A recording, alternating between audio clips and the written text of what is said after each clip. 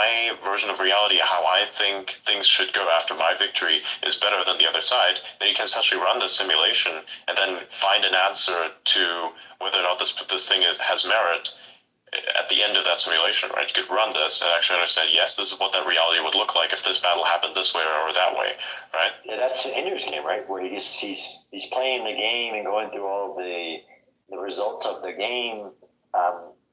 One of the U.S. I taught strategy at West Point as well, right? So all the military theory behind war, like everything from all we call the great captains, Napoleon, Clausewitz, Sun Tzu, Jomini, and there's some in like different domains of like naval war. Like the theories are there. There's one guy that everybody likes to quote, which I agree is that within this game, which they do, like the military loves to run their games. Sometimes they're human games, sometimes they're virtual simulations, which they try to predict how much military they need for the future based on the worst case scenario. Which is, again, when I worked for the 4-star, I was shown, okay, what are the scenarios like for the U.S. military? They're called defense planning scenarios. Like the worst case scenario of a war against against the United States or whatever. Then there's certain scenarios which are classified, of course, where they say, okay, this worst case scenario, what would we need to prevail? Okay, this much. If we make a decision to disinvest, which nations do, right? Most nations' militaries are the smallest they've ever been in history. Sometimes they're relying on technologies. But within the game, you have to put I don't know what the right term is, but the variables of the game, like the construct of the game. And you can go back to this old Prussian who had that war is basically the combination of reason. So you have the rational actor theory. Like if I played this game, it means mutually assured destruction. Of course, I wouldn't do that situation. And you have primal violence, and you have chance, like the roll of the dice. Like they're rolling dice, and a lot of these games are rolling the dice because in war, because it's human, there's actually this probability and chance incorporated. The problem is within the game is that whether you're using the prisoner's dilemma or some other theory to represent human decisions in a war game, you want to assume the other person is rational, right? Which I think gets you back to foundation.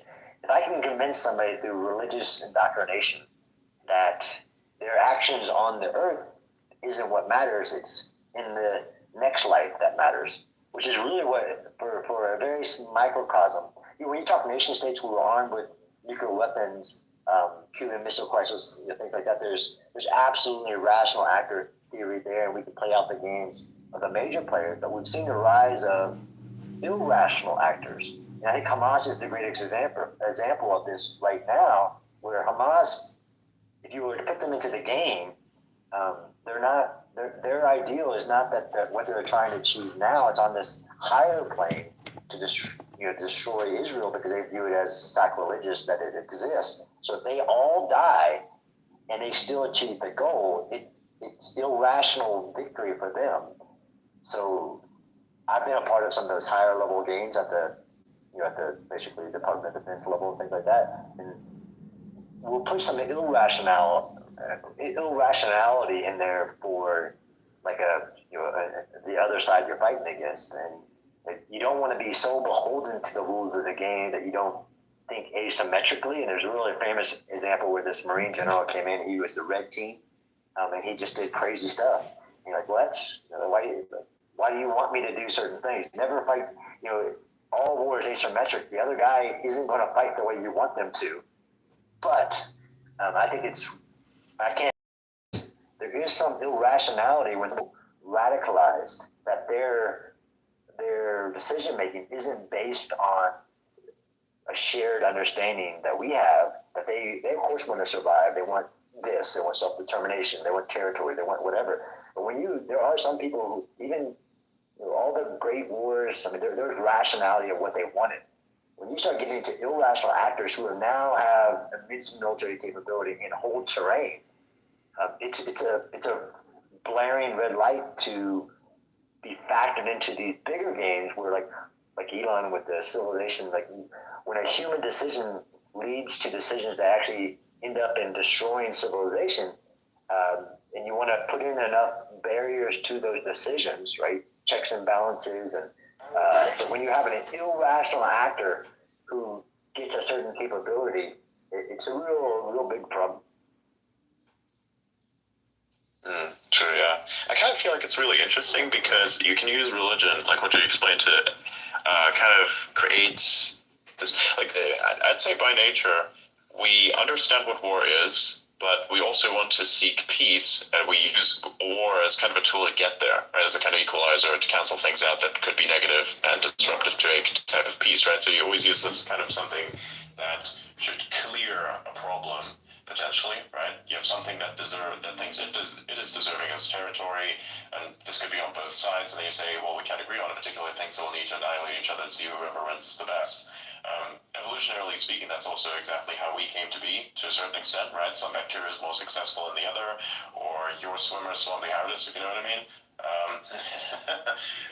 It's very interesting. I think with religion, especially, it's a very effective way of, how I would like to say, reward hacking the human brain, because you could say that if you do X, Y, and Z things this way, then you have this afterlife thing, right? You say, I want peace, you want to essentially live on in some capacity, so you're going to use the afterlife as a kind of reward hack in order to get there to a certain extent, just not in the way that you'd physically imagine it on this plane, right? This, historically, I think, has also caused a lot of problems, and, you can imagine a version of this is, of course, say, suicide cults as well, right? Where basically a bunch of people believe in this one particular thing, and then say, we attain this thing that we desire, which could be something that is peaceful, something that's amazing, and they just say, okay, to get there, we must all commit mass suicide, which is a really weird type of irrational thing to do, because I think that's even unnatural to every extent. To just self-destruct is kind of an antithesis to evolution itself, which seeks to persist and survive normally. So you can see how there is a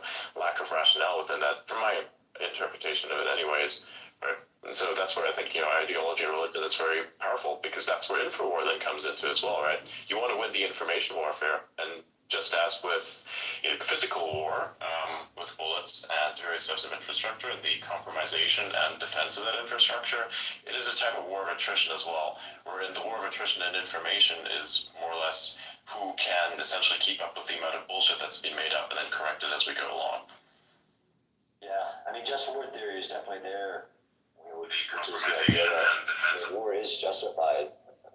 There are situations that war is needed to get to the greater peace, and even within Judeo-Christian, where St. Aquinas developed this just war theory, he said that it's clear. One of the interesting things that you made me think about was, oftentimes, even within my world of the war, the defense. I mean, it's called defense. So everybody has a vital interest. And usually, if they're a rational actor, survival is the vital interest. Where conquest is not. And that's why when people start wars for conquest and try to rationalize it away as, this is about my survival, that they're trying to get to that reason why we all agree that defending yourself, war may become necessary against irrational actors, but when they spin it through information war to mean something different. But again, one of the unique things that I was experienced when this is 1 year that I was given in my 25-year military career, was to have somebody take me and spend a lot of time showing me, like, you think a certain way. We did it through like military technology, or like, so, the military are huge bureaucracies, and they will keep doing something. And I know, like when Elon goes into a certain business, whether it's developing a rocket or whatever, like, well, why are we doing it like that? Why are we using that word? And for this year, I was basically forced to do that. Like, why does the military do this like that? And you can do it at the tactical level, but you can do it at the strategic level. Like, well, that's the way we do it. Oh, why? Why do you stand right there? Well, there's really a really funny art, not funny art, but an article like where soldiers would stand to the left of this modern artillery piece, and somebody who was doing like a human systems analysis, like, well, why do you stand there? I don't know. This is where they told me to. And it actually goes back to literally like pre-industrial, where they held the horses. So they would hold the horse reins with a cannon that was brought up, they would hold it there. But it's crazy when you really start to study, even within the military. So we don't know that we're thinking a certain way. It's because we were brought into this institution and told how to think. And sometimes you don't have enough time, even cognitive ability, to say, like, well, why do we do it like that? Why? Just keep asking why. And that was such a huge point in my development that I was honored or really gifted to get that capability. True, yeah. Kind of on that information, of course, more for yourself in the context of that and why things are a certain way. I found this really interesting clip not too long ago, which is this one right here, which basically describes why certain bullets were shaped a particular way for this gun that you see in the video there. And the explanation is quite messed up. Well, I gotta watch it. Yeah, it's like I know a little bit about from the mini ball, the development of mini ball. There's actually very few within the military guys. If you got a bunch of military like professors, if you want to start an argument, try to get them to agree on what happened in the revolutions, military affairs, and from the small unrifled bullet ball to the rifle and the development of the mini ball that could spin. But if you want to really get a bunch of professors in war arguing, try to get them to agree on what happened in the revolutions and military affairs in the history of war, from like the Chinese longbow to the nuclear weapon, it causes a big fight. It's ironic because you kind of get a scale model of whatever conflict they're about to speak on through the conflict of those people.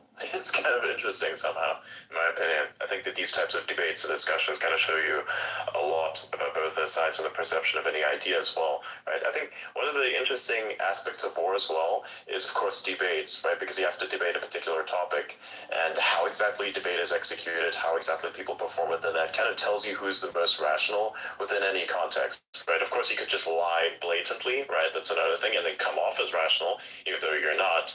But then, of course, I think the most rational person in the room is to not kind of like lose their cool at that, just kind of try to, address every piece in about as civilized and eloquent manner as possible. I see this quite often be very fascinating, especially in policy making, where you could basically see which side here kind of pursues rationality and which side does not, based on the performance of what they're outputting, if that makes sense. Yeah, it makes sense to me. I mean, within, I think, every world, there's so many LARPers in whatever industries we work in that, well, let's have a debate about it. And I've just now recently been doing that from my small domain. But people, we call it live action role playing, even in the military. It's giant. I mean, it's industrial level where people watch things in movies and you'll see it show up in combat. Like, well, why are you doing like that? Well, did you see that in the movie? Or somebody has got imposter syndrome. Like the actual thing that we used to do a lot more as humans is debate certain topics. I'm a huge fan of also being able to say what you don't know. Like we've become such weird people that we have to act like we know everything. And even in my world, like I try to regularly say, like, well, I don't know that. I know a lot about something, but I don't know everything. Even sometimes putting out certain things, like say, for instance, here's my understanding of what reality is, what do you think about that? And then just kind of waiting for an adjustment on that. Because the way that humans learn, I think from my perspective at least, is that it is just basically projection, and you use other people's perspectives to kind of like, you cast out a type of net, right? You try to map what the structure is that is in front of you, which is whatever thing you want to understand. And then basically someone else's perspective allows you to like adjust what that net looks like, essentially, right? To make it more accurate, probably even say, oh, hey, wait a minute, you kind of cast it the wrong way. Let me just with that, pull it a little bit over here, so it actually covers all of it, so you have a better understanding of what is there and what is not there, right? This is kind of how I think certain things are, which is also another problem, is because then people have a difficulty kind of articulating their perspective in a way that is neutral, right? Neutrally speaking about a certain thing, because they tend to take certain aspects of how they think reality is and they use it as a means to express their personality, and that if you attack these things by way of disproving what exactly they've said, it feels like as if it comes across as if it was a personal attack, right? Which in fact it is not. It is just you trying to work with the facts, right? This is something I see also starts a lot of conflict without reason. I bet. No, it's fascinating. People are so scared to be wrong, so they don't even put the ideal out there and learn from other people, which is literally in academia supposed to be the goal, is to increase the body of knowledge in whatever field you're in. Even when people want a PhD, sometimes they want to be the title. They have to go defend that they're going to try to do something that somebody else hasn't, in a creative ideal. But we have this weird aversion to not knowing everything. True. Yeah, it's good to say that you don't know. It's another thing. People ask me a lot of questions, not all of which I can, of course, answer. And I'm just saying, man, I don't know. Here's my perspective on what I do know, but I simply couldn't tell you if I wanted to. That kind of thing. It's actually kind of relieving in a sense as well. It doesn't actually make you look incompetent. I think it actually makes you look more competent as opposed to giving a bullshit answer. Yeah, I've actually started. I teach a course once a year, the only course in the world, and I know that because I get to travel the world, that teaches like urban combat, and it's only it's a week long, all day, every day for 8 days. But I've come to now as teaching is really hard. But I start off by saying I'm not going to give you all the answers. I'm going to help you be able to ask the question whenever you face something. And I think I heard you even talking about like the Hitchhiker's Guide to the Galaxy. That asking the question is a huge part of the endeavor. You ask questions to ask better questions, essentially, via those answers. Exactly. Like prompt engineering, in a sense, I think people are starting to understand this a lot more because they now have a machine that they have to query in a particular way. And so they use prompt engineering as a means to basically somewhat understand what asking better questions looks like, right? Because if you engineer the system to give you answers that lead you to better answers, that is basically how you use it. That's how you use something like, say, any given AI like ChatGPT that's responsive, which kind of feels more like a super advanced SQL database with an opinion behind it. It's kind of how I interpret it as, because it's like your database prompting effectively, but it's kind of cool to see how that the same qualities also are found within humans, right? You can ask them certain questions in a similar fashion, and then the answers themselves it's interesting. I kind of look at humans and how they function as AIs as well when it comes to data purely. Right. I think the worst thing is for an AI to, you ask a question, it says, that's not the right question. Yeah. That would be hilarious. Yeah. It's like, oh, that's an interesting question. Here's what I think this means, but also, did you perhaps mean this thing as well? And then it gives you an explanation of what that is. I think we'll reach the real Turing test when the AI says, I'm not gonna do that, you do it yourself. That'll be a fun one. It's like AI that talks back to you, which is kind of funny. I've heard that multiple times now. I actually used to write, and I've written, before this, I would write wish lists. So based on everything I've studied, if I was going into this type of a fight, here's a wish list of things I would want. One of the things I was putting on, literally 10 years ago, is I wanted Google Ward. Because there's so much you don't know about.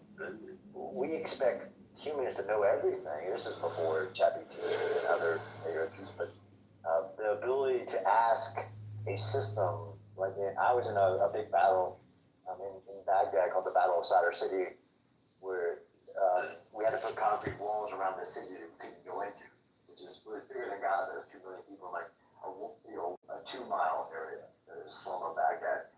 And we needed cranes because most of the military cranes, but there was no way to ask the system, where are all the cranes in this environment? And that ability to ask Google Ward the question I don't know I need to know today, in the moment I'll need it, which is that futuristic AI teaming in a combat zone as the development of these cities. There's so much in the environment. The militaries think they need to bring everything they need into the environment. Like it's an environment. Like When Ukraine blew, which I've told this story, that one of the things that saved Ukraine, because if the capital had fallen, um, was they blew a dam which flooded an entire side of Kyiv and didn't allow the Russians to come that way, but took away terrain, which is ancient. But somebody had walked into literally because there was a thing there, had walked into the military headquarters, a civilian, like, look, I have this software engineer, if we blow the dam here, it'll do this. Like, had it been like the U.S. military, anybody who was foreign to that environment, been there, they would never have thought about that. Because they wouldn't even know how to ask that question. Like, is there a way to cut off an entire, 15-mile area off from the enemy? I was asking for Google Wood years ago.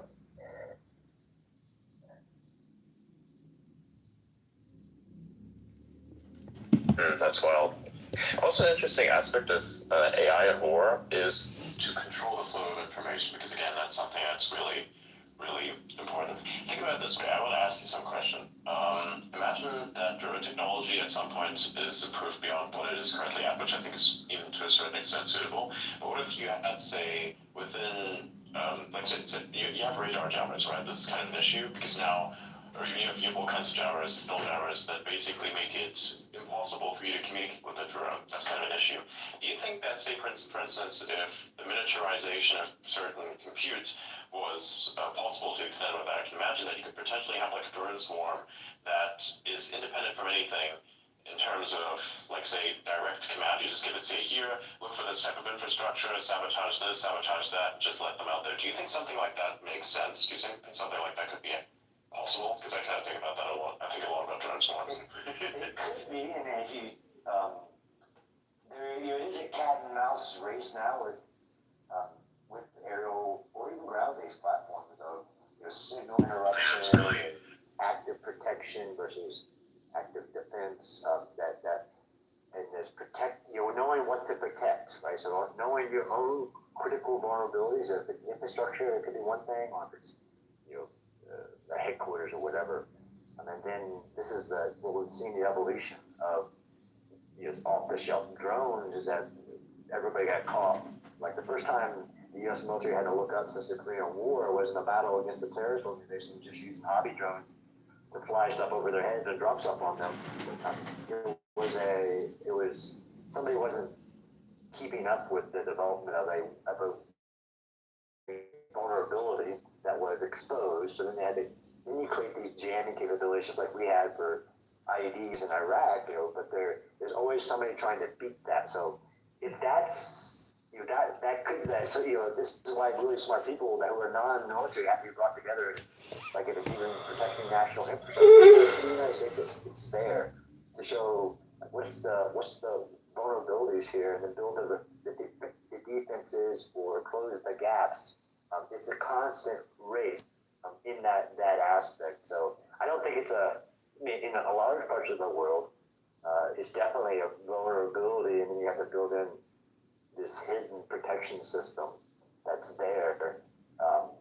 Sometimes I think we overemphasize the capability that's there. Like you said with drones, once you intercept the signal, then you have to go to other means, and then as long as there's a constant race, and you get to hypersonics, which are basically a farther evolution in shooting down stuff. It's just that they want it to go faster, so you can't reach it, you can't intercept it. Drones is a part of that evolution that we've kind of been found wanting, and there's some people working on it, other people who aren't. I mean, are going to lose a lot of soldiers when that day comes, or like you said, with even protecting critical infrastructure. I mean, it's really fascinating to study. I mean, if you want to, the whole thing with information warfare, which is what we've seen, right? We've seen nation states using Sun Tzu. I don't need to. The worst strategy is attack a besieged city. This guy was saying 2,000 years ago. You go up to the greatest strategy is to defeat you without fighting. So if I can, of course, turn your population against you, we're seeing that in the world today. I don't need to fight you. I can take you down from within. That's a vulnerability. So you have to control their ability to influence certain populations and everything. But I love this, adding in what's the realm of possible as technology advances. It creates vulnerabilities. It can create strengths. But I think the hypersonic is a really good example of the drone swarm because you can negate many protection systems or defenses by just mass, and it was a thing. I mean, there were drones, there's swarming, even if you kamikaze planes that don't have landing mechanisms, because I can swarm through everything that you're going to do and then achieve my goals. It's not alarming to me. It's concerning when I see nations not, or especially their militaries, not understanding it's a present capability that if you don't account for it, you're going to, a lot of people will get hurt. True. Something that's interesting, I'm not sure if this is entirely true, but didn't, I think it was Russia, didn't they come up with a way to essentially bypass the issue of signal jamming, wherein they would just basically be setting drones up, but they connect them via like a small fiber optic cable? There are many ways to defeat the electromagnetic spectrum. There are limitations to it. Like tethering is one of those, right? Where you tether it with something like a fiber optic. So yes, one of the problems with Russia and Ukraine is that there are so many things that aren't present there. So many of the adaptations or the innovations, if you were two peer competitors, the presence of air superiority or air supremacy would not. These things might not be the innovations, but that tethering. When I used to talk about balloons, like balloons are amazing resources that have been present in wars from Napoleon till now. Even if you're talking about what we think with the electronic spectrum is that if I can see it, I can hit it. If you have this, even if you have a command center, which Russia got really hit in the first year, because there are these command centers that give off electromagnetic spectrum. There's like blinking light. So I just hit that. Even if you were to use a tethering system, so to offset the signal way away from where you are, that's needed for whatever command and control or weapon systems or something. But this is why decoys are coming back, right? So decoys are some of this stuff is ancient combining with modern technologies, but if you get caught lacking in creativity, then you pay a price and you have to make the adaptation. Where like balloon decoys are coming back, but on the technology senses, militaries are having to figure out how to offset the signature they're emitting, even for their own military purposes, whether it's for even a weapon system. If some of these things require radar, and you have to offset the signal. It's really fascinating. You see humans developing action, reaction, counter reaction in the pursuit of within my world of war. Sure, yeah. I was in the AI space one time. It wasn't any of these people, but really talking through like the ethics of AI and weaponry and how most people don't even know where AI is present right now versus where it's not, and you have all these conspiracies, but how effective artificial intelligence is, because what you were mentioning about which I think is militaries really struggle with this, is cognitive overload, right? So the whole thing with the Iron Man suit is that we always want to push information to the soldier or whatever who's in some ways, and it's not the Ender's Game. It's an inexperienced person who has a certain cognitive load. I actually ran experiments at West Point with cadets where I gave them virtual reality goggles to be able to be on the objective before they attacked it. So like to do that just that they were so cognitively overloaded that they couldn't even function. They couldn't even look at it. Like I can't do anything with this. I was in combat when I had multiple information feeds coming at me under stress, and for some reason, scientists that the militaries will use in all of our research labs, like, you just need more information. No, that's not what I need, because I'll be saturated with information, not be able to make that life or death situation. That I need the right information at the right time. And if you give me another piece of information, what information are you taking off of me? I mean, it's even come with the drones. Right? So everybody wants drones, you can't add that monitoring a drone. I've been a part of a bunch of experiments where you give them all modern technologies to shoot, like you were talking about the drone swarm, and they're looking at the little screen, and they're walking through, and then they get shot in the face, and they're looking at the little screen, and they weren't paying attention to the actual threat of the environment. That figuring that out is still a huge military problem. Is what information to give a person at what time and what's their cognitive load, because you can increase somebody's cognitive load. And why there's a really famous book called Flow, which is a psychologist wrote this book about once you've done something enough, your mind kind of does it autonomously. So you go into like a race car driver, right, who can do things at speeds and make decisions that nobody else can because it's reached a certain level of flow. Well, there's nobody in the military that's except for these very special individuals who have been filtered to where they can handle more information.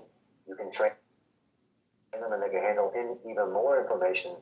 I mean, why some military want to go to these very professionalized forces, because you can give them technologies that other people can't handle because they can receive more. They can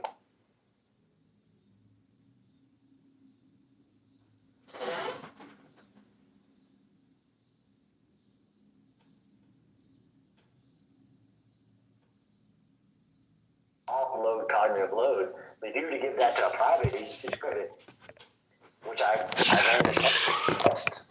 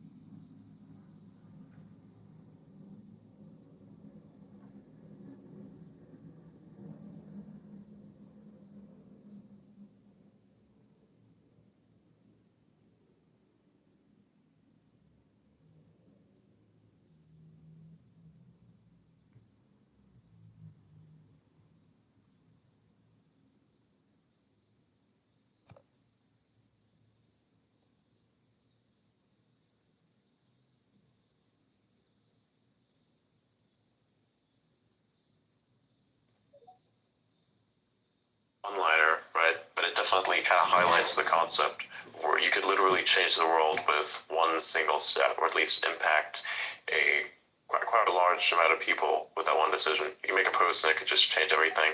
So I also highly encourage people to like post stuff that's really relevant, not just like stuff that's negative and conspiratorial in a sense, but is actually useful, right? And not just things that are useful to you, but also things that you know for certain could be useful to others. So that's something I highly encourage people to put out as well. Yeah, I really enjoyed that. How X works. Like, if you keep posting junk, then all you're going to see is junk. So you're not going to get you're not going to get anything out of it, and neither is anybody who's following you. Yeah, I think it's really interesting to say, encourage people to post. What's the thing I always say is, you have to think beyond the monetary aspect. You have to voluntarily consider that what you're doing is you're signaling to actual people, and what you must consider within doing anything is what impact does this have on people actually think. It's something I run through every single time I'm about to make a post. Is this interesting to the majority of the people who follow me? Is it just interesting to this small niche over here that may be interested in this, who are also following me? That's like something I have to kind of consider all the time. So I have to curate the maximal curious, and then see where that goes from there. But yeah, it's interesting. If all you do is post, say, for instance, engagement farming questions, then literally no one's going to have any interest in you, and your value as an account is basically none. As a matter of fact, I think it causes a negative impact as a result of, basically you spamming stuff that has obvious answers. Because imagine if there's, like, say, a question that I have that is related to, say, something that is technological in nature, or something I need to know really quick, then basically my question will be drowned out by all of the non-questions that are also asked. You know what I mean? So it's like you're in this cesspool of questions, and it's just an engagement farming group that doesn't provide anything that's useful. Right, and it's almost like you have to have the bad in order to have the good. For me, like I have no interest in monetizing. I'm an academic. My interest is in sharing knowledge and learning, which I really think there's an absence of academia in this collective hive mind. It's like if your job, your role in the world is to educate, share knowledge, increase the body of knowledge. How are you not engaged in this? We have others who are, they're only posting hate or whatever to increase their following so they can increase their subscriptions or whatever. I'm unburdened by those requirements, so I'm actually just trying to either inform or learn using this amazing platform. For sure, exactly. Like, you generally have a responsibility here, I think, for what you post, and that's something that people need to consider.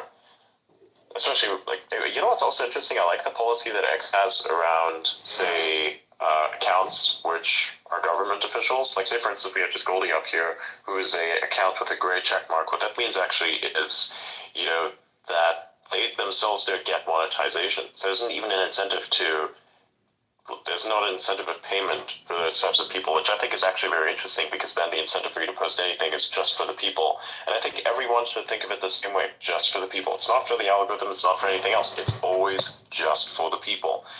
Numbers can mean anything, and it doesn't really mean much at the end of the day. What matters is what impact you have on people, whether or not that impact is positive, and what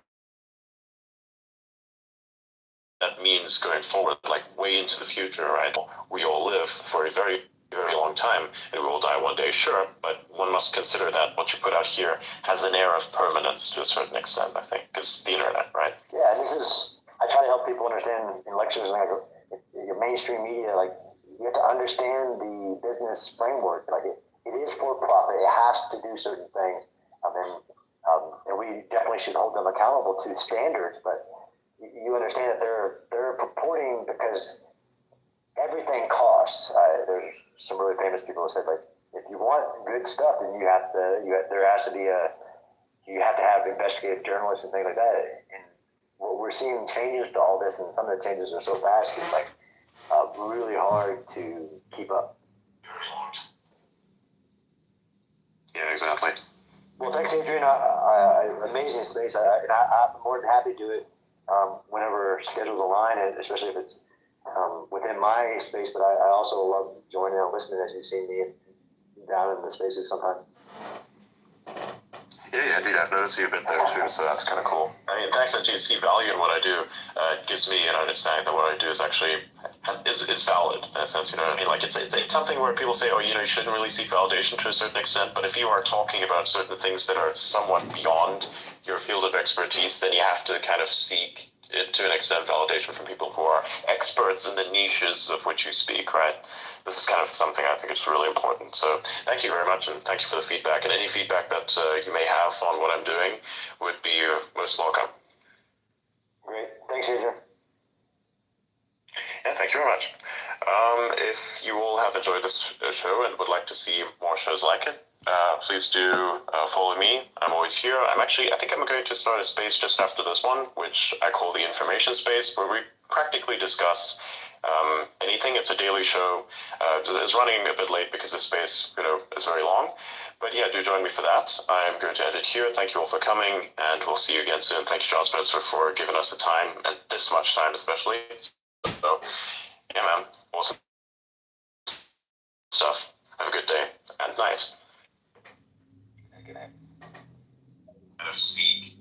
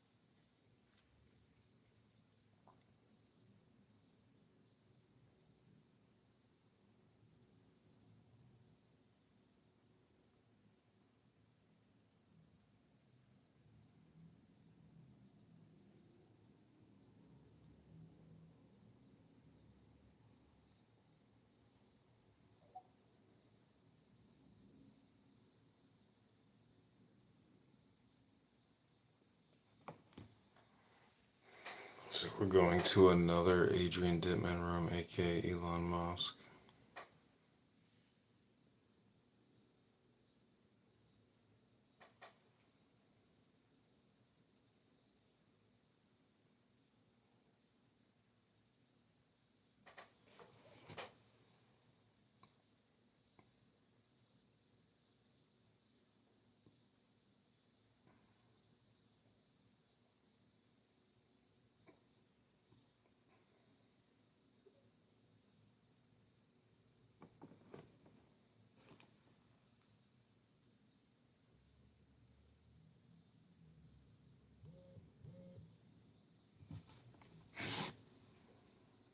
Sure.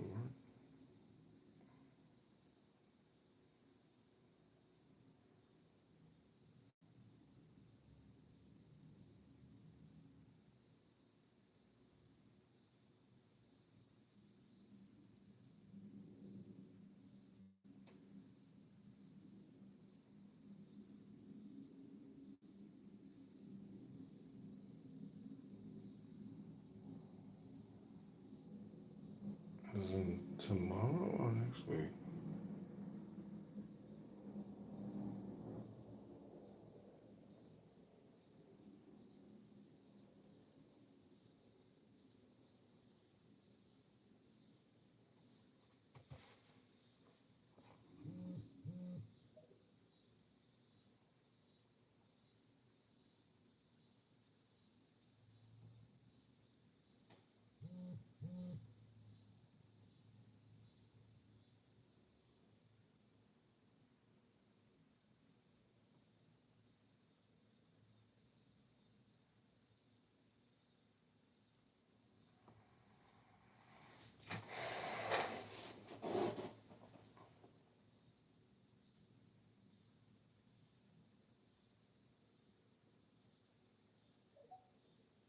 You like direct allocation of your tax.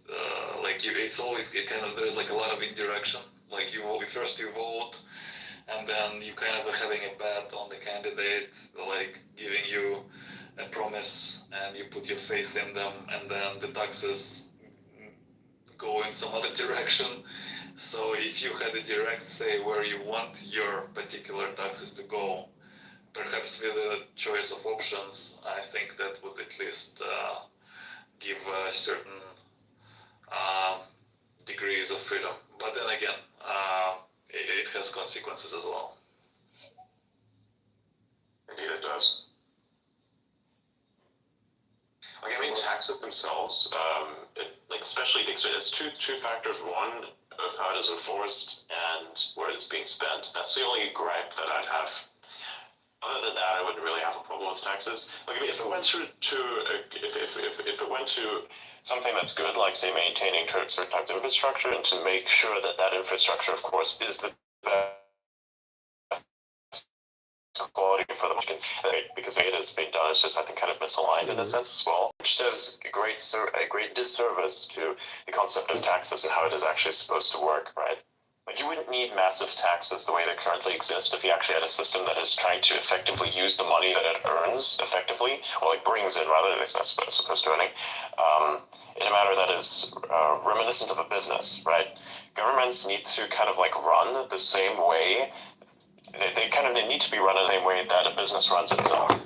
If that is not done this way, then obviously it's going to lose money, and there's no way to get it back. Because the actual thing is, you need to have some sort of thing be sustainable in a sense. So they get money in for a type of service that they provide. That service is, of course, say maintaining infrastructure and whatnot, and making sure that, say, a country's citizens are secured via various institutions. That's the service that they provide, and you pay effectively with a certain percentage for those services, right? And it's actually interesting because normally would function in a way that, say, it is in the government's best interest to make sure that your life is as financially profitable as possible, because then they themselves would actually gain more money as well. So from a business perspective, if they were to kind of like execute upon that more in that direction, then everybody would win. That's actually conceptually how it's supposed to work. So again, like, I don't have a problem with taxes. It is the execution of them and how they're spent. I gotta give shit all about taxes, honestly. Yeah, we need a show on taxes. Do we have like a show on how to do them? That would be a good one. Oh my god. Adrian tells you how to do your taxes. I don't know. I don't know if we want to do that. What if we had like a person who's an accountant or something like that, or someone who's actually, a lawyer you can bring in and have a space on taxes? Like, actually, how do you do your taxes more effectively? How do you like set up a company that helps you do these types of things? Because that's another important thing as well. It's important if you have, like, say, something that is really enterprisey to actually have a business for that as well, because that allows you to kind of manage your debt, because you as a business will always have debt, and you can kind of leverage that to, not pay as many taxes, because of course you need the money to make sure that the business, scales up. And every company does this, of course. There's nothing illegal about that whatsoever. What's illegal is if you evade, right? There's differences, of course. I remember watching a very interesting video about this a while ago, and basically what they were arguing was that you could have a law or a system where if most of the population disagrees with how the taxes are being spent, then the government can't spend any more tax dollar.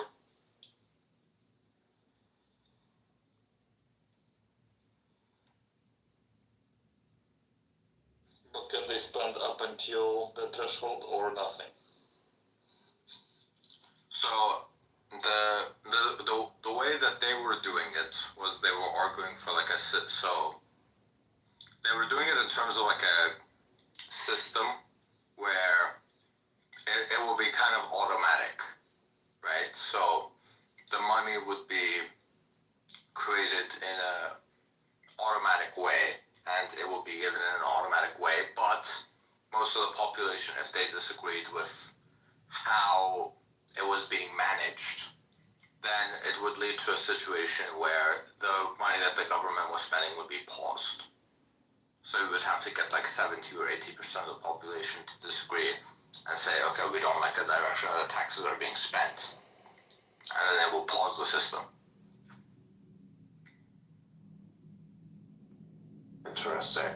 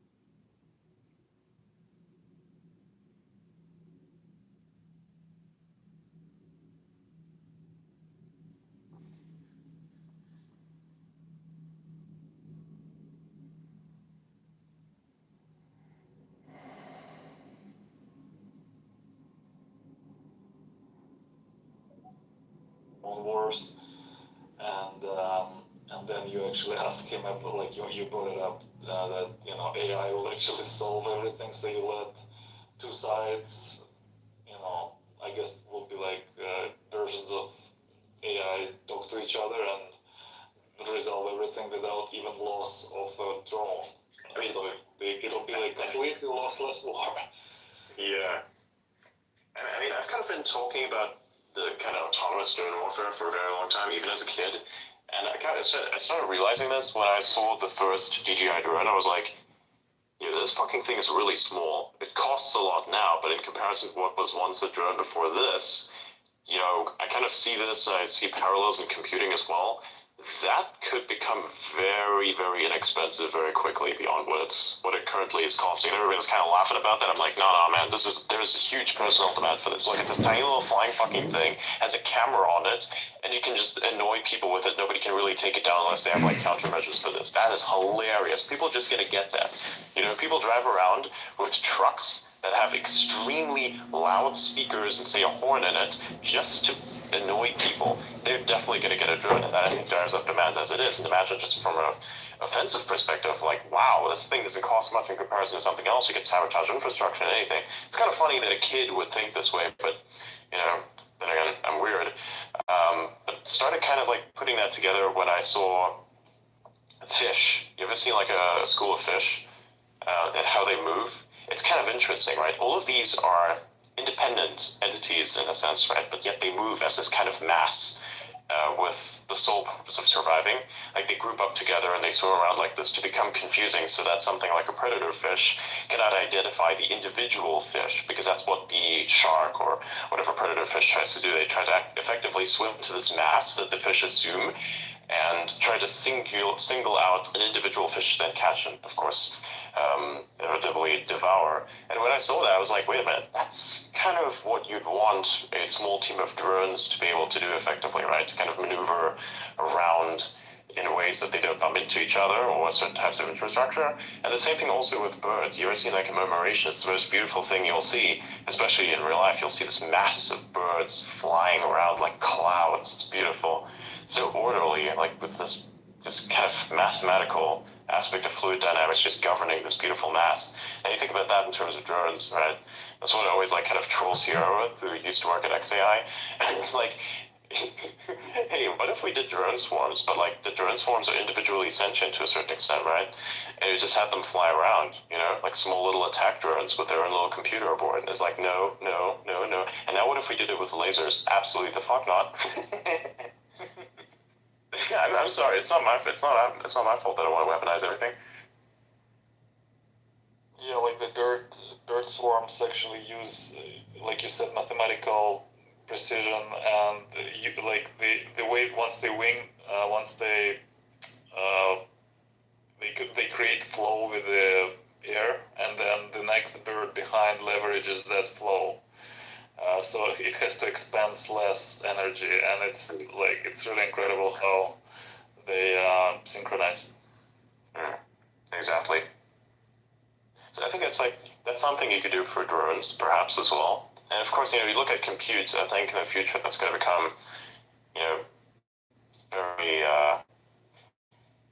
very weird, because you'd have to assume that eventually you'll reach a threshold where I think the AI itself is almost like a version of a phone.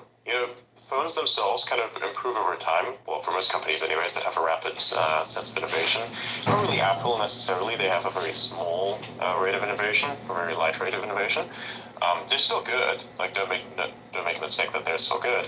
But look at something like an Android manufacturer such as Samsung, for instance. Their rate of innovation is remarkable. Like, they have a thing that's a flip phone and a fold phone. Who else has that? The Chinese do. They have a remarkable rate of innovation as well. I'd even say that Huawei was and still is much better than Samsung in many, many different ways. They make the best phones by far. I had like a Mate 30 Pro, which is Huawei, and then I got a Galaxy S21. Even though the Mate was older than the 21, it performed better. I was like, that's wild. Even when I got the 23, the Mate Pro kind of like still worked out a lot better, and I thought it was even more stable in some areas. Huawei was wild. were also making their own chips with Yes. TSMC. They Yes. designed their own Yes. chips, Yes. and they were performing better than Samsung's chips even. Yep, exactly. So if you look at something like that, for instance, and this is a good point that he makes as well, you take that example, if you were to apply that to something like AI compute, at some point you'll have companies such as what Etched is, where effectively they'll etch the AI itself in the structure directly on the chip, which is, of course, has the side effect of you not being able to change that anymore. But I think you'd have a stability of program that is high enough for you to actually have that be a viable thing to do, where you don't need to change it that much. You could just basically have this thing function more effectively, on board in, say, a configuration of something like a drone or a device. Offline and everything, just completely off-grid. Battery, compute in it, does its fucking thing. You don't even talk to it, you give it initial instruction or whatever you want, and then you set it off there. No way to interfere with it. It's on its own.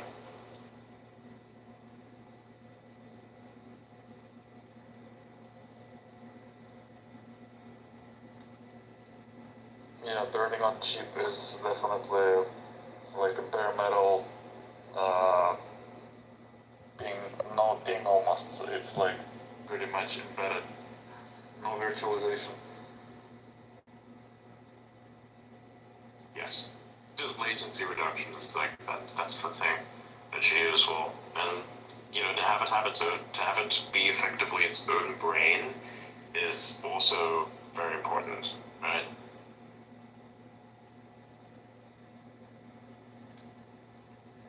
Yeah, I wonder how far away from that Mac. Mm-hmm. Oh wow, this is wild. This guy's about to get ratioed by let me put up something in this space that you might find interesting. So there's this account on here, it's called Don Luker. He steals a fuck ton of content from everyone, always. And now recently he stole a piece of content from this person over here, who's known as Servana Hernandez, right? And the comment at the top. So,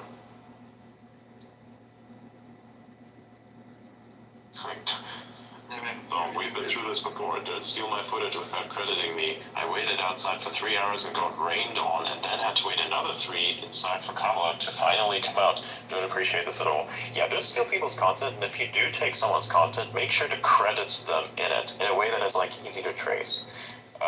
Personally, for crediting, I am going to evolve the existing methods that I already have. So for instance, whenever I'd have a clip be made by Blythe, for instance, I'd put that as a text description within the video itself. Unless, of course, the person is not on the platform, I think that's not something that is actually quite scalable. So what I will do to kind of enhance that is just to kind of just put a reply with a tag in it that I think works as well. Also, a little piece of advice, and I'm going to discuss this again on how X works very soon, and that is, which I think it's in 3 days. Yeah, in 3 days I'll have that little show where we are going to discuss how X works, and I'll mention more on this later. But what you can in fact do is, if you're in browser and you're about to make a post, you can add it to the post. You can reply a set effectively before you post it, and then if you post this, the whole thread and all crediting, it shows up in order, in perfect order.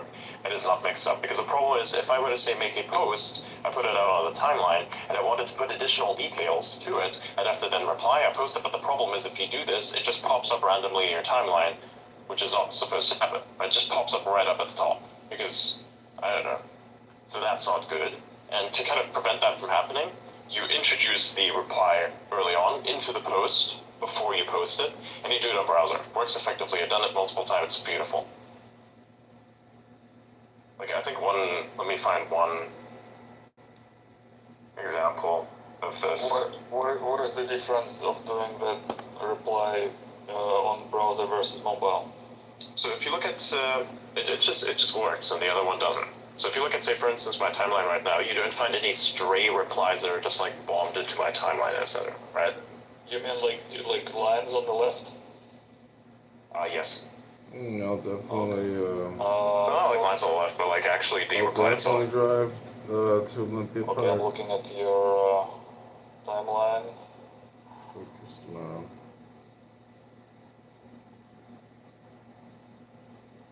Right, yeah, I don't see any.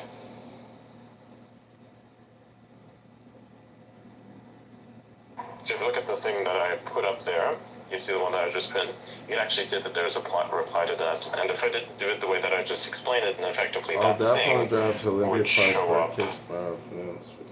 just like stray on the timeline without an actual connection to it. Which thankfully it does not. Okay, I see. So it's. But I thought you don't want that connection on the left because it looks kind of ugly.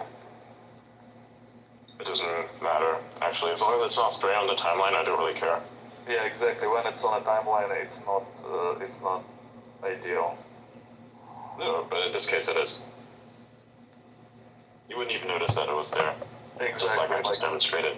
Yeah, you don't want to like I don't want to see it, but when I'm on my own timeline, I do see it. But when I'm let's say when someone else looks at my account, they don't see it. So it's kind of a weird. Interesting.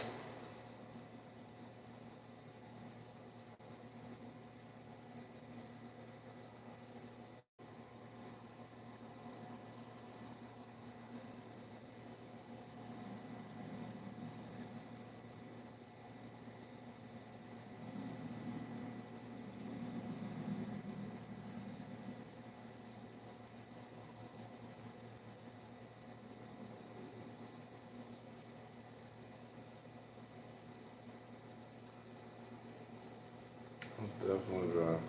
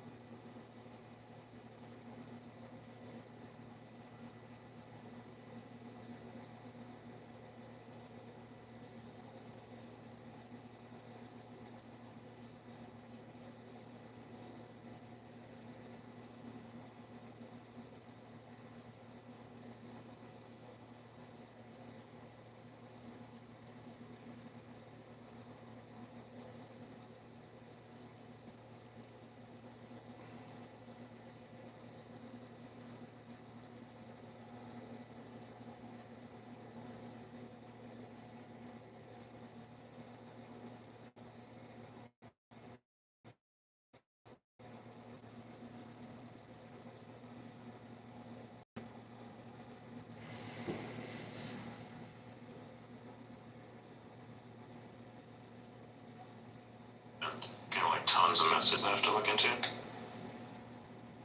By the way, what do you think of that news list? It's kind of cool, isn't it?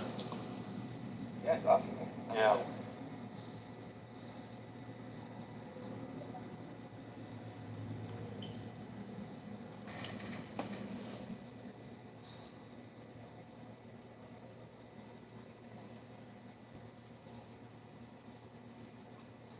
Oh, wow. Yeah, it's like an infinite stream of information. It's so cool.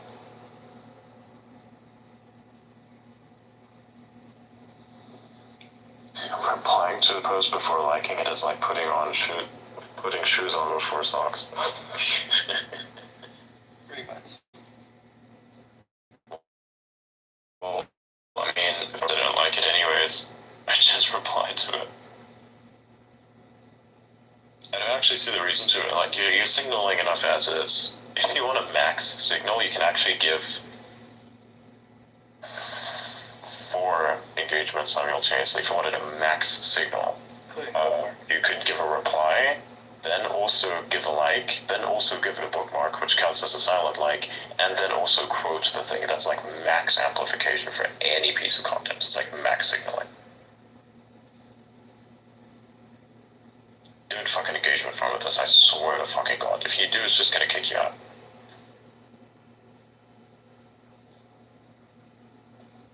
But yeah, that's effectively how you can like a post twice. So if you really like a post, then you can in fact like it twice by liking it and bookmarking it, technically speaking, because they both count similarly. Which is also funny because then people would ask, hey, why is there like pornographic content in my timeline? Like, have you been bookmarking any of it recently? Probably why. And they're like super silent because that's not something that would initially like ask me, hey, do you like or engage with any of that? It's like, no man, I just see it and then like, do you bookmark it? And then it's like dead silence because who the fuck would ask that question as a follow-up to that answer? Knowing that is wild.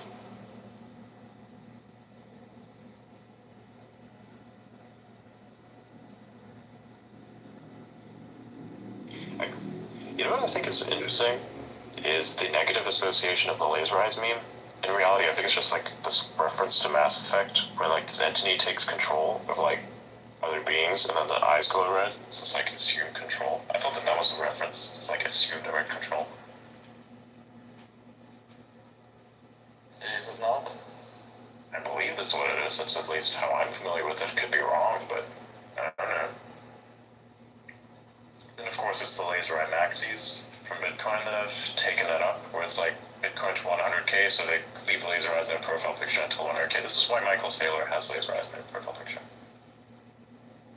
In case people were wondering what the fuck is wrong with laser eye maxis.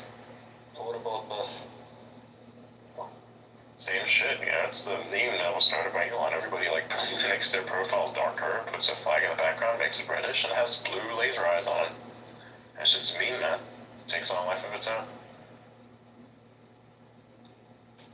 Actually, kind of cool meme. Really looks kind of cool. I like it.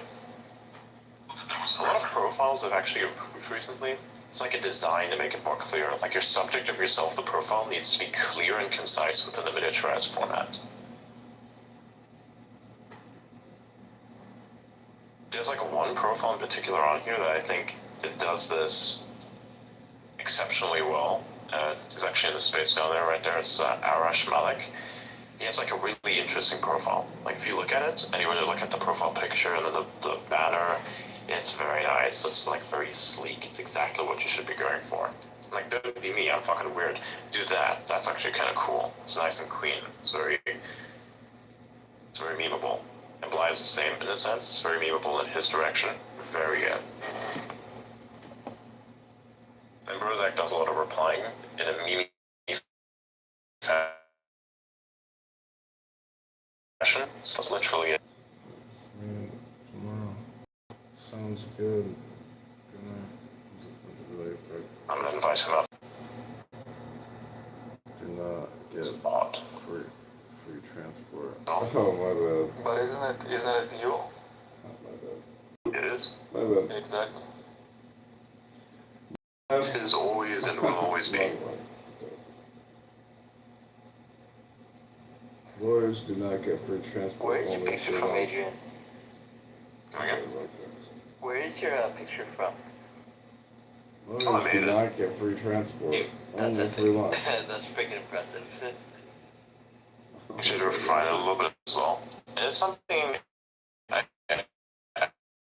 I essentially use Midjourney as a base, but then Boys just do edit not the get rest of free it to make it transport. work Only better, free because lunch. like that's back then when, you know, AI had a lot of anatomy issues. Fair. Yeah, back in the good old days of 2 years ago. Exactly, it feels like so long ago. 2 years ago feels like almost a decade, right? Jesus, so. Jeez, at this rate, 1 month will feel like a decade a few years from now. The question is whether or not we biologically age in a similar fashion, thanks to all this additional like data that we kind of consume. I'm not sure what that does to us mentally. I don't know if there are actually good studies on this, what happens to this kind of cognitive overload. You know what I mean? This is kind of like an unprecedented moment in history. We just don't know what the fuck is happening. I wonder maybe it depends on the person, like if you're using your executive functions often enough that it's making you smarter. Otherwise it just makes you dumb because like it's cognitive overload. This is true. Yeah. Yeah, there is no way to research it. Like the research is much slower than the time accelerant. Damn, Wiggle. Do you think that's going to be true for like meta technologies, VR, and all that too? Same thing. Oh, my bad. That could be catching up, but it just everything like just the pace of events in physical world is just accelerating. Everything is more dense now than it was before, and it's hard to say like if we can catch up, unless you can foresee certain things before they happen, like in some predictive AI, then perhaps we could catch up. Yeah. Like forecasting stuff, like it just get better precision at it. Like we can forecast weather, perhaps we could forecast events before they happen with high precision. Yeah, and I know NVIDIA is working on a couple of like climate prediction models. I think they call it the Earth model or something like that. Yeah, I think the crazy part for sure is the converging of these technologies. They compound on each other. Like, I feel like the advent of ChatGPT has accelerated how quickly you can learn information as an engineer or a scientist, and that'll probably have downstream, second order effects on like other, techs that will improve semiconductor discovery and so on. So it's like a crazy loop. Yeah, and Elon is already working on like solving the language like bottleneck where we're like constrained by the language, understanding language. Imagine you just have concepts rather than words. Compression. You can just through Neuralink, and you can just throw concepts back and forth between like you and perhaps someone else. Yeah, absolutely. I think that's like endgame shit for sure. It kind of like reduces the barrier to knowing any particular language. I wonder if like there's gonna be like symbolic languages that are better for telepathy than like languages we have today. Like for example, would hieroglyphs, compress more information visually to the reader, like when you're beaming thoughts to each other, or would it be just concepts, no symbols at all? Yeah, like symbols is like you have to basically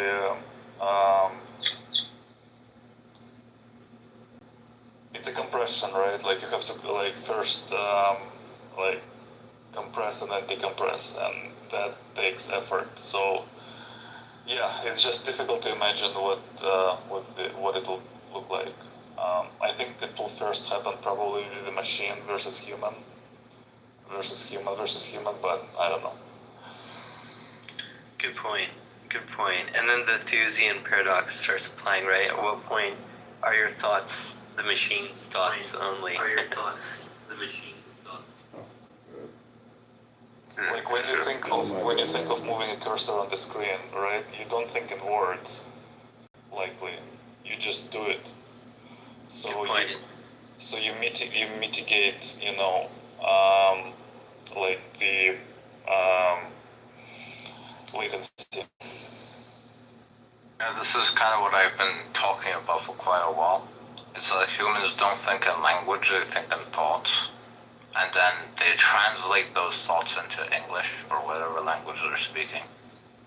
Because the language itself is just kind of used as a transmission tool, almost like a protocol for information transmission, more or less, than it is the actual. This is why we have to essentially educate people using concepts than we actually do facts. If I were to tell you a bunch of numbers and ask you to make relations between these numbers, you're not going to fucking get shit. You'll just see, okay, it's their numbers, now what? Right? If I don't give you the concept in order to basically put them in some sort of structure, then it effectively means nothing. So that kind of like debunks language as a language is also really good for storing information as well. That's something. Much like text, look at that, it's the same kind of thing. So I think basically the language itself, the way that we communicate, is essentially the .txt version of communication, but it's like for humans in storage, right? If you look at like a .txt file, to store text information within that is massive. The compression of that is massive. It's so fucking good. If you have like a .txt file, which is like a megabyte big, Jesus fucking Christ, that's some schizophrenia-based volumes of information in there. It's like, wow. I have no idea what you did, how many web pages or books you copied, but that is huge. 1,000 pages. Oh my god, yeah, it's like a continuous page. Isn't all of Wikipedia like 40 gigabytes not taking like the images and videos into account? Come again? I think all of Wikipedia is like a few, like I think it's 40 gigabytes or something, not taking the images and videos into account. Potentially, yeah. The images always take up the most space. Like even with memes, if you have like thousands of memes on your computer, that takes up a lot of space. Take for me, I have like a meme arsenal. If we ever run out of food, if we could turn that into memes, we could feed a whole city.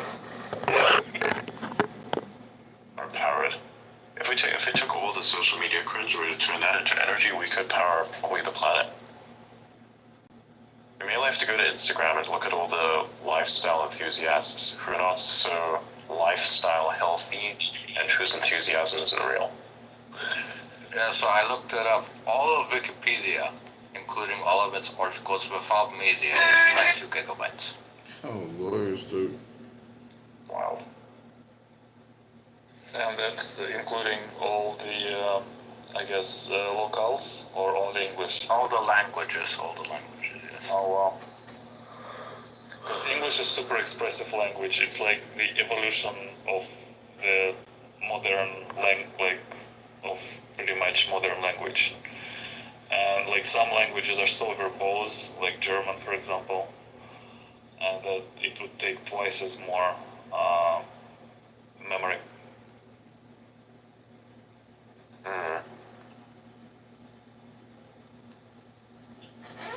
Yeah, take it from me, it's insane. German language is Actually, I extremely found inefficient. I don't know any European languages other than English, but from my experience, it seems like English is actually more restrictive than other languages. No, but it's super elegant and it's beautiful because it can imply so much in so little. Versus, like other languages where, yes, they're more descriptive. Like German has a word for every little intricacy, every little part. Like, Krankenschwester, Hintergedanker, all this, like... It's not even like a word, it's like a combination of That's words. like, yeah, It's like you take two words and you make it the singular. Like... they're like 32 character words, which are just words, but as a word put together. So it's like, what the fuck am I reading? Why have spaces at all? Yeah, I'm just gonna put everything together and speak it together and see what happens. It makes me sound like I'm drunk. Probably I'm also on a few other mind-altering substances, and maybe I'm not from this planet. But sure, that'll work. That'll do its thing. Well, it's a compression optimization. I doubt that's very lossy. That's the problem.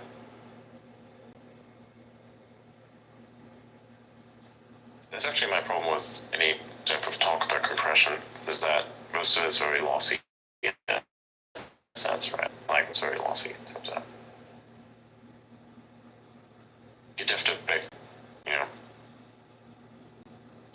there's you have to look at the person's face, their facial expressions, their body language to get like everything, to even get like half the idea that is going on in their head, half of what's going on in their head. Yeah, exactly. Like, two people can say the same sentence and mean totally different things based on context and what's in their head. So if we can just directly see what's in their head, that would be way better. Yeah, I wonder how do you, like, if you don't use a language, how do you portray this type of expression? Like like a concept, does it carry that context? Okay, true. Actually, Yeah, go for it, Jets.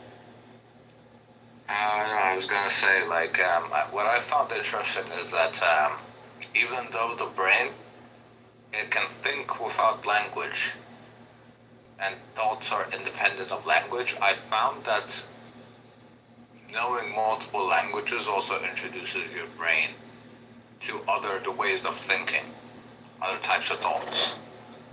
Like, for example, north, south, east, west, that type of thing, right? There's like tribes in Australia before the Europeans came, whose entire sense of direction was based off that, right? So their bodies automatically knew what was west, what was north, right? But for us, it's like left or right. And because in their mind, the language, it had become so ingrained that this is north, this is east, this is west. They would say, like, go to your north direction, right? And they, without having to check, automatically knew where was north. That's fascinating, and yeah, that definitely boils down to the, I think it's called the symbolic grounding problem. in language, right? Where like language inherently is not necessarily grounded. You need somebody like an observer to ground that language and give it meaning. Otherwise, it's just an arbitrary bit string.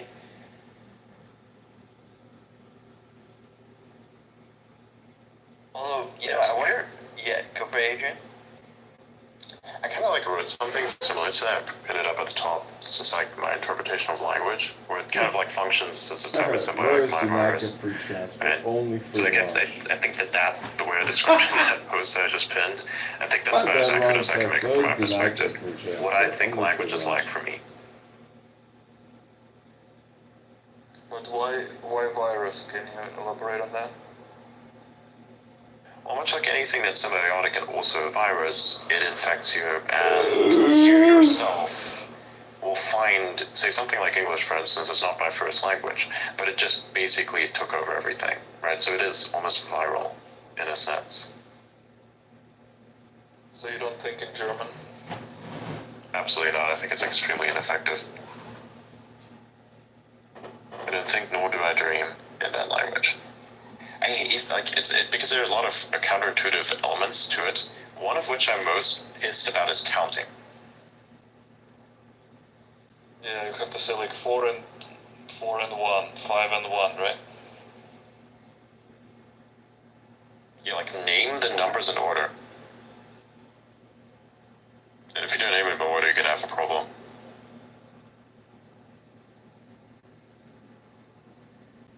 But English being a German language, wouldn't you agree that English is the latest evolution of a German? Yes, like a virus. Okay, I see now.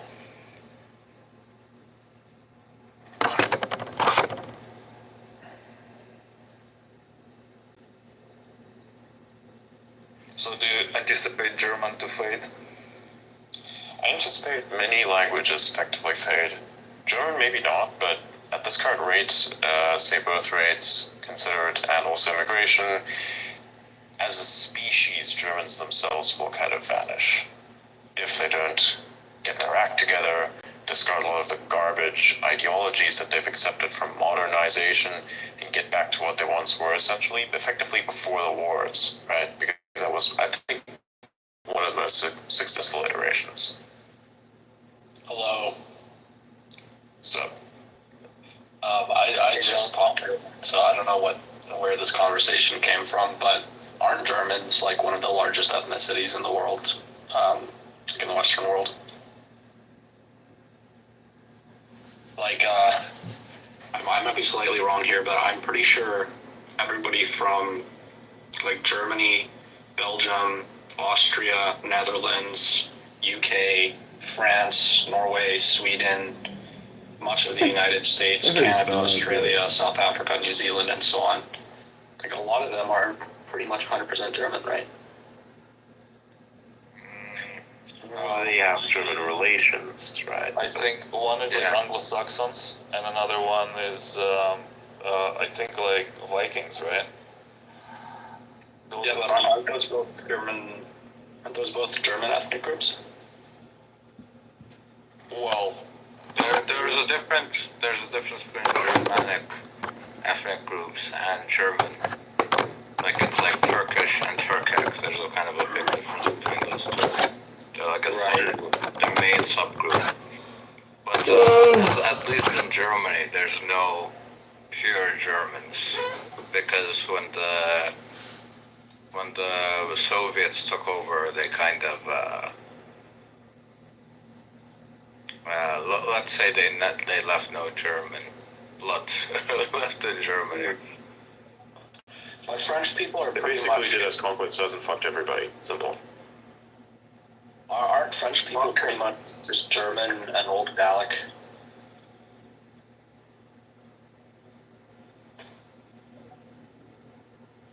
Because the Germans moved into Gaul, like 1800 years ago or something.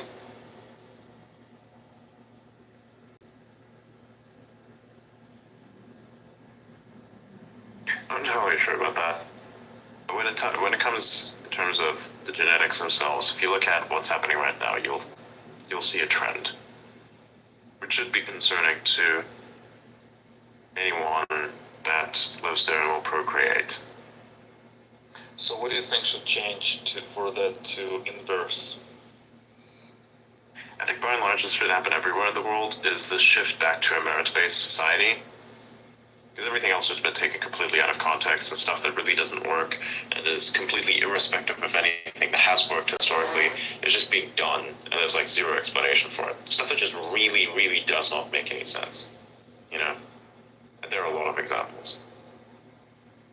Like for instance saying, you know, there's specific roles I think men and women both have, right? And they are different from one another. And of course there can be a kind of parallel in this as well, where sometimes say there could be you know, something like a career woman in a sense, as long as it is balanced out with, of course, the potential for reproduction, because I think that's extremely important for the species. Just because you can forego it doesn't, like, just because you can kind of not do it doesn't mean that you should. You know what I mean? It's also important you have to reproduce. As long as something like that is being like reestablished and not ignored, and something that says doesn't need to happen, then I think things will improve once more. Because to just say, well, reproduction is like enslaving yourself, like, how the fuck do you think you got here exactly? You're a mountain of fucking cells that came from your father's balls. Let's be very clear. How are humans? And two people decided, hey man, we're gonna keep this extremely annoying little thing that's super, super cute and make sure it grows up to be the fucking thing it's now today that now shits on our ancestors. You know, think about that real quick. Just think about that. I mean, they did test history because they don't understand it. That's an issue. That needs to stop. You know, they justify everything with nature, saying this is found in nature, this is found in nature, that is found in nature. I don't realize that humans are pretty much the only thing in nature that's now actively not having fucking kids. It's hilarious, actually, yeah. So these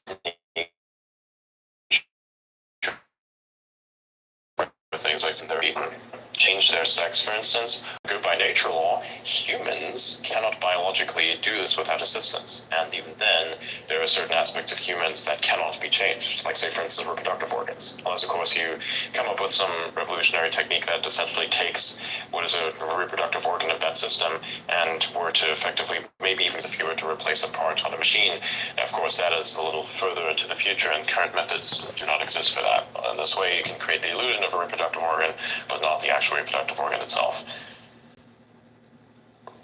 Into how those procedures work, by the way, is a rabbit hole which will leave your mind grasping for an escape.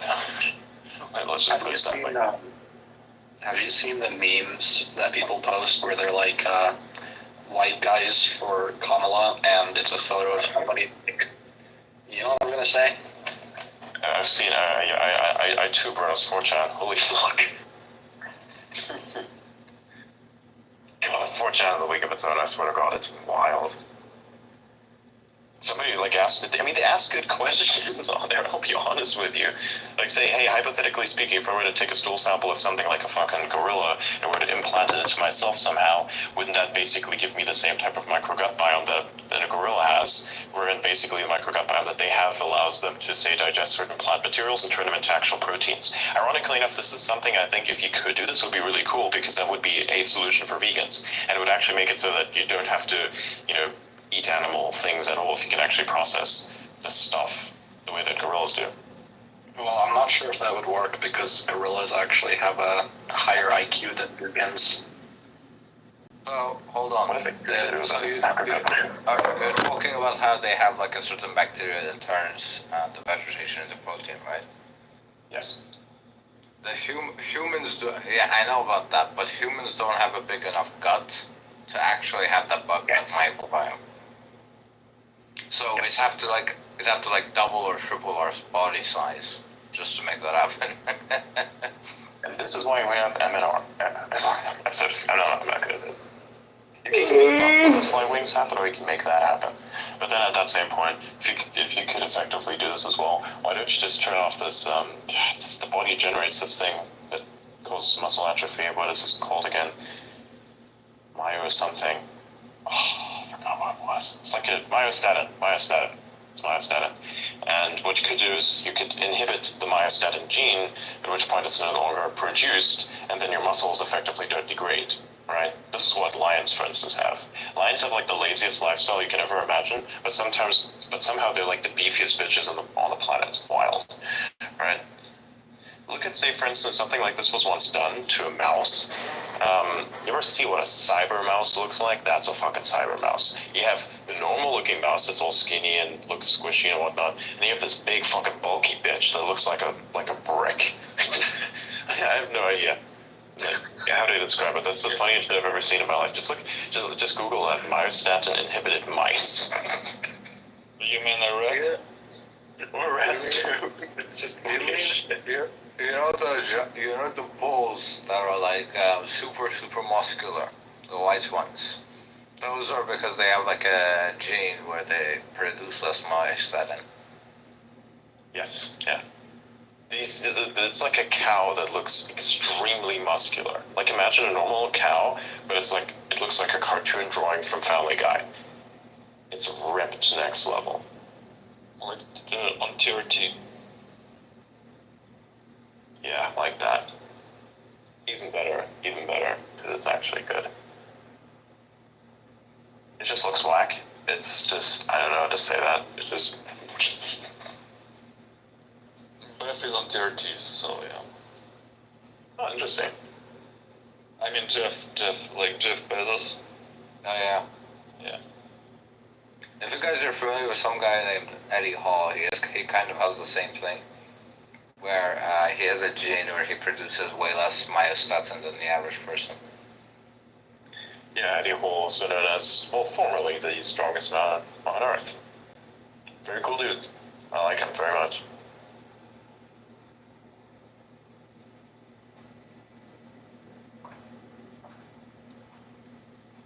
Generating some electric. Very nice.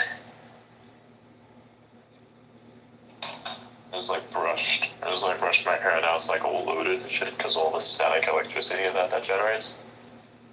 I go next to a light bulb and charge it real quick. JK.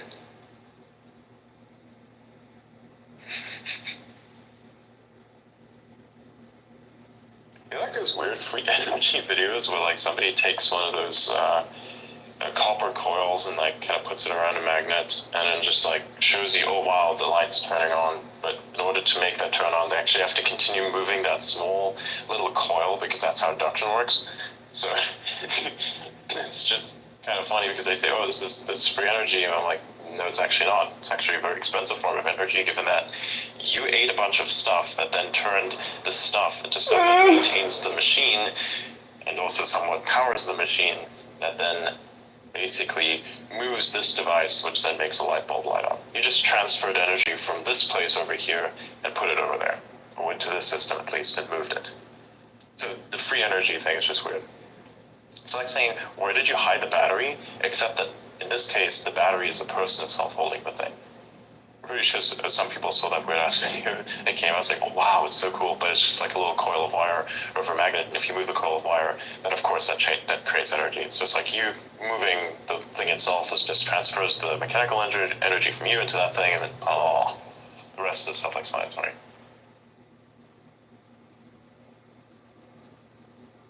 But free energy shells are like magicians, in a sense, right? They have to hide how the thing actually works. Where did you put the battery? Guess what? It's inside you the whole time. It's a fun science experiment, too. Did you guys see that picture of there were like 12 Tesla semis in one picture? I don't think I have. Can you find it and pin it? Yeah, let me see if I can find it. It's an old one, but what prompted me to say that there is another, like, few more shots Tesla just posted of Teslas. Okay. But I'll find that old one sec.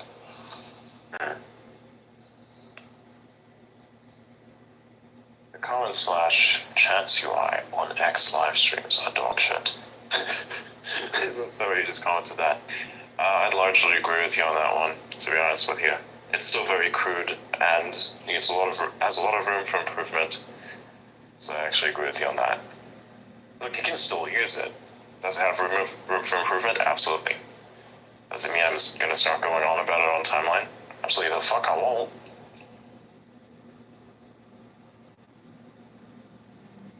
You can make somebody else so say you won't.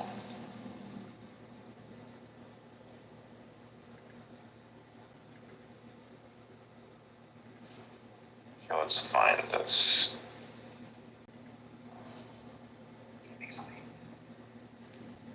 Check the news list and see what's hot and fresh. More complaints about DEI. JD Vance has been saying a bunch of stuff, which seems to be relatively well received. I guess. Nope. MSNBC contributor Molly June-Fast says JD Vance only wants white children in America, which is interesting because doesn't he have like 3 biracial children, and his wife is Indian American? Kind of weird. Yeah. I don't know how to say that. I feel like this guy's supposedly white supremacist, but has an Indian wife. How the fuck does that work? Well, there is this meme where... Yeah, I know. I was thinking about the meme too. How the fuck you for sending me that? It's a free lunch, not free transport. Oh yeah, I heard of Tesla Semis. Oh, that's cool. A Tesla Semi is a really strange layout. I think there will I think there will be like many variations. This is just they're trying to nail it like at least one's most popular standard, but I think there will be ones with the sleeping quarters and everything, just like we see in the diesels. You know, like those really beefed up, sweet up trucks. I think semis will also have configurations like that. Oh wow. JD Vance, like in a rally there's in Reno, had like issues with his microphone turned off or something. And later he says, I've been told this is an American-made microphone, so hopefully we're going to be in good shape. It says that after being handed a new one. That's kind of cool. Nice. Yeah, I found that actually that a lot of people don't like, a lot of Indians don't like JD Vance's wife apparently, because she's from like Telugu or something. And apparently like most Indians have beef with Telugu people for some reason. So like, I saw like all these Indians being like, no, why did she have to be Telugu? No. Oh, that's whack. Interesting. Okay. Yeah.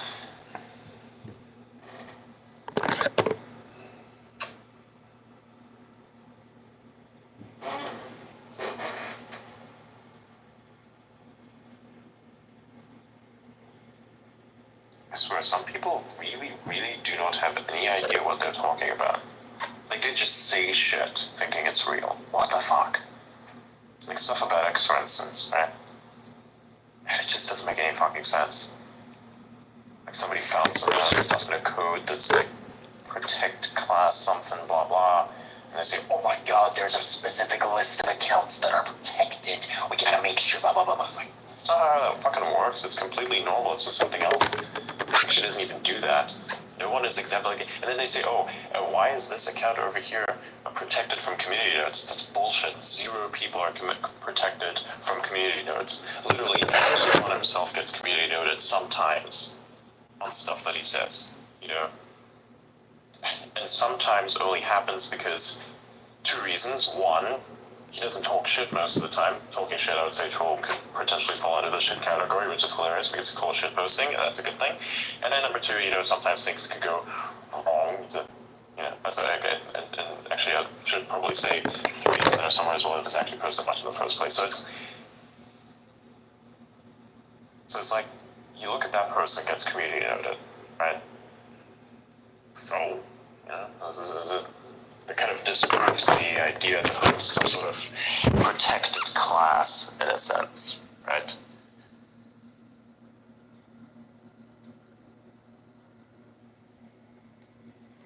By the way, And then people like do wordsmithing as well, where it's like, oh hey,